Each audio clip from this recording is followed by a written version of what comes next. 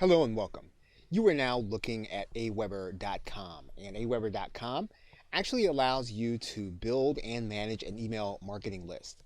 Now, if you don't have an Aweber account, you'll come to this page at Aweber.com, and then what you'll need to do in order to get started is to put your name and email address into the box in order to start a 30-day free trial. Now, if you currently do not have an email marketing list, you will start at Aweber at $19 a month after the 30 days is over.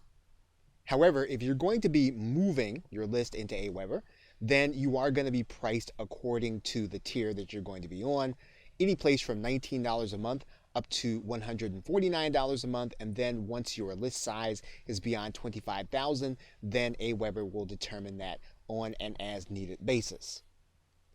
When you get started with Aweber, you are going to have to put in a credit card in order to get started because they're going to want to be able to bill you at the end of the period. And of course, you'll need to decide whether or not you're going to be billed monthly, quarterly, or annually. There are some price breaks if you do so quarterly and annually. Finally, they're going to have you agree to their service agreement. You are going to want to read that for your own information. So now once you've read through the service agreement, you can then sign up for Aweber.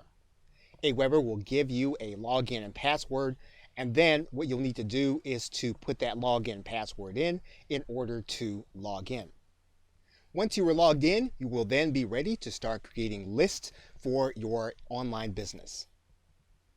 Okay, so with that, thanks, and I will see you in another video.